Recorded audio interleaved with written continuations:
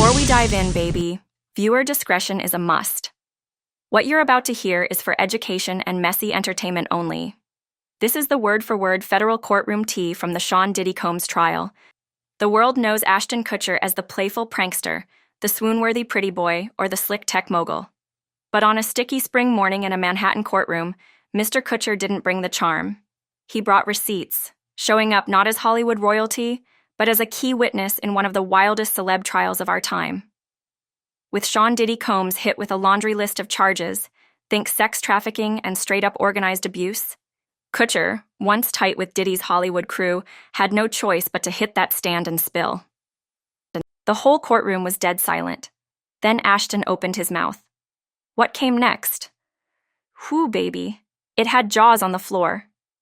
Kutcher wasn't just there to clear his name or step back from Diddy's mess. Nah, he came with heat. An explosive confession, a straight-up betrayal, and a secret so wild it could flip the whole case on its head. This was the moment Ashton Kutcher switched lanes and became a witness. This was the day he finally broke his silence. The courtroom vibe? Tense don't even cover it. It was thick with suspense, like the air knew something heavy was coming. And when Ashton took that stand on day 9 of the Diddy trial, you could feel the energy shift. This wasn't your usual hush. It was a whole different kind of quiet. Kutcher didn't stroll in like no red carpet darling used to flashbulbs and fan screams. Nah, he stepped in looking like a man trapped with nowhere to run. That tie was choking him. Sweat beading on his forehead, eyes darting like he was searching for a door that just wasn't there.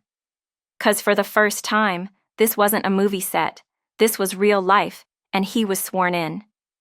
For weeks, the media had been whispering that Kutcher's name might pop up.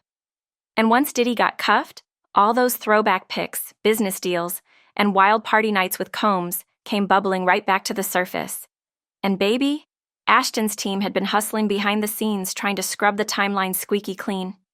But no amount of PR polish could erase what the feds had unearthed. Kutcher's name was all up in the mix. Emails, security check-ins, bank trails, and the real nail in the coffin? Videos pulled straight out of Diddy's fortress. The prosecutor didn't waste time. Mr. Kutcher, she said, do you recognize this image? Ashton peeped the screen. Just one look. It was grainy, but that was him clear as day.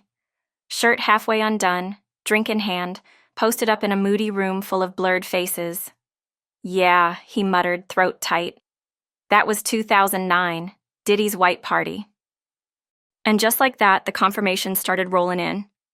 As Ashton kept talking, that polished Hollywood image started cracking like cheap glass. He tried to keep it cool, but you could hear the shake in his voice. I was friends with him, he said about Combs. I looked up to him, but I saw things I chose to ignore. Then came the origin story of that so-called new Hollywood rat pack. Diddy, Danny Masterson, Wilmer Valderrama, and Ashton himself. At first, it was just wild nights.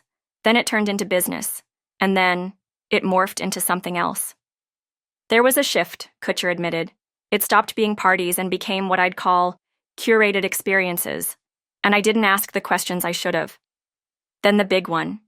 Did you ever witness criminal activity? The prosecutor asked. Kutcher froze.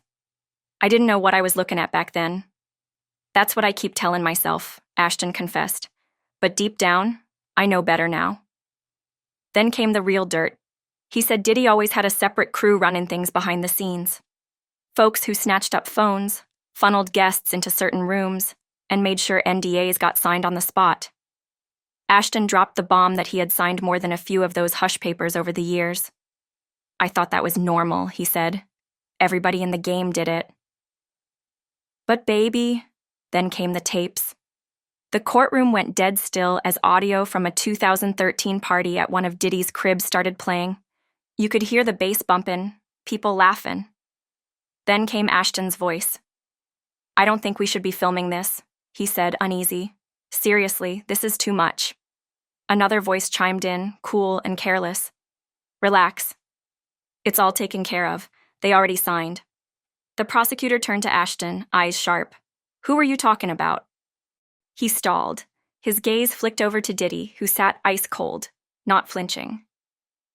Guests? Ashton finally answered.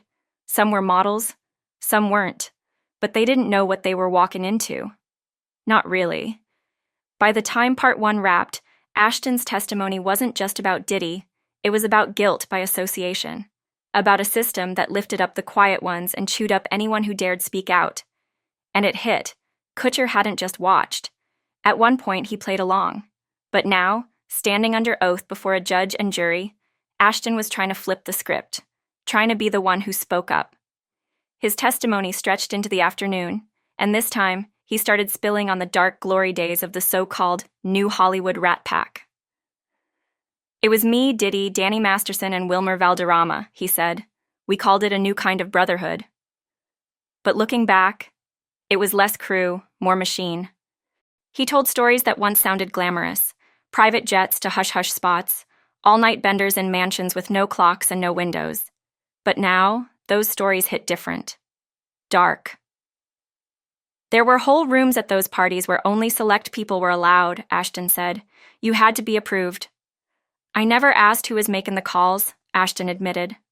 The prosecutor leaned in. Did you ever witness anything illegal? Anything exploitative? Ashton let out a sharp breath. Not with my own eyes, he said, but I heard things, and I brushed it off. I laughed, told myself it was just gossip. Then he got into one memory that stuck. A private yacht party back in 2012. Diddy showed up with a group of young women. Mostly models or influencers, Ashton said. He told me, they've all signed. You're good. You're safe. I laughed. I shouldn't have. Then he spoke on how the Rat Pack energy changed. Danny got darker, he said of Masterson. Real paranoid, real controlling. He added that Diddy and Danny were tight back then.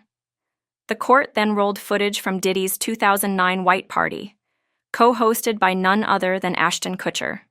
That was my idea, Ashton admitted, keeping it real. Out front, we played the charity game, but behind closed doors, I think we were pushing something way darker. He told the court as time passed, even he started packing secrets. You don't climb in Hollywood without learning when to zip it. I was making millions. Had a brand. Didn't want to throw that away. He broke down how guests who got too nosy, they weren't invited back. There was a guest list, and then a blacklist. You never crossed Sean Combs. Everybody knew the rules. Ashton even brought up a disturbing run-in between a female guest and another celeb, name redacted in court. I asked if she was okay, he said. She told me. They told me not to talk. Drop your thoughts in the comments below, let's talk about it. If you're feeling the vibe, hit that like button. And if you're new to the fam, make sure you smash that subscribe button. Don't forget to hit that notification bell so you're the first to know when we drop the latest and greatest. Thanks for tuning in.